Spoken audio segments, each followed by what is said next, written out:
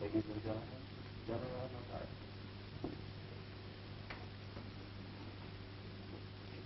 Members of the Allied Council to Japan, I welcome you with utmost cordiality in the earnest anticipation that in keeping with the friendship which has long existed among the several peoples represented here, your deliberations throughout shall be governed by goodwill, mutual understanding, and broad tolerance.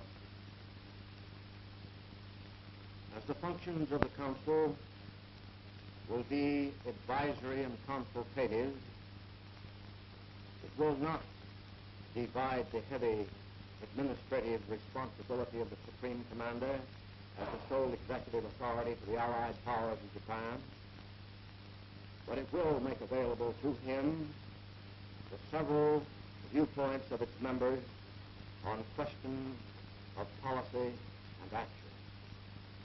I hope it will prove to be a valuable factor in the future solution of many problems. To assist the Council in the fulfillment of its objectives, instructions have been given that copies of all directives issued to the Japanese government shall promptly be furnished it, together with such background information as may be appropriate to permit a full understanding thereof, or as the Council may specifically desire. Matters of substance will normally be laid before it prior to action. Any advice the Council as a whole, or any of its individual members, may believe would be helpful to Supreme Commander will at all times be most welcome and given the most thorough consideration. As my manifold other duties will not normally permit me to sit with the Council, I have designated a deputy to act as chairman thereof. To promote full public confidence in its aims and purposes, it is advisable that all formal sessions be open to such of the public and press as existing facilities will accommodate. There is nothing in its deliberations to conceal, even from the eyes and ears of our fallen adversaries. In such a practice of pure democracy in the discharge of its responsibilities, the world will know that the Council's deliberations lead to no secret devices, undertakings, or commitments.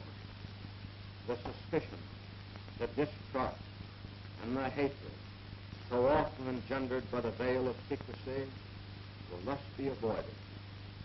And in the undimmed light of public scrutiny, we will therefore invite full confidence in the sincerity of our purposes and the rectitude of our aims.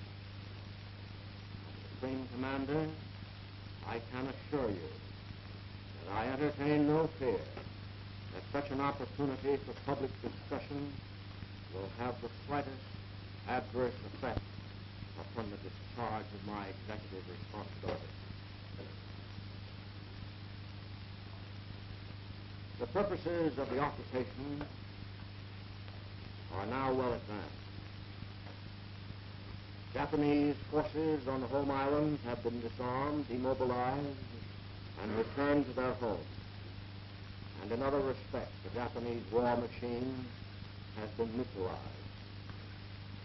Dispositions have been taken to eliminate for all time the authority and influence of those who misled the people of Japan into embarking on world conquest, and to establish in Japan a new order of peace, security, and justice, to secure for the Japanese people freedom of speech, religion, and thought, and and respect for the fundamental human rights, to remove all obstacles to the strengthening of democratic tendencies among the Japanese people, and to readjust the Japanese industrial economy to produce the Japanese people after reparations and equitable standards of life. All of these dispositions, in implementation of principles outlined in the Potsdam Declaration, have already been taken. My policy in the administration of Japan to the Allied powers has been to act as far as possible to existing instrumentalities of the Japanese government. The soundness of this policy has been unmistakably reflected in the progress of the occupation. I have sought, while destroying Japan's war potential and exacting just penalties for past wrongs, to build a future for the people of Japan based upon considerations of realism and justice. Without yielding firmness, it has been my purpose to avoid oppressive or arbitrary action and to infuse into the hearts and minds of the Japanese people principles of liberty and right heretofore unknown to them. The success of the Allied occupational purposes is dependent upon leadership as well as upon direction, and only through the firm application of those very principles which we ourselves defended on the battlefield may we as victors become architects of a new Japan, a Japan reoriented to peace, security, and justice. This policy shall continue to be the aim of my administration and should serve to guide the Council throughout its deliberations.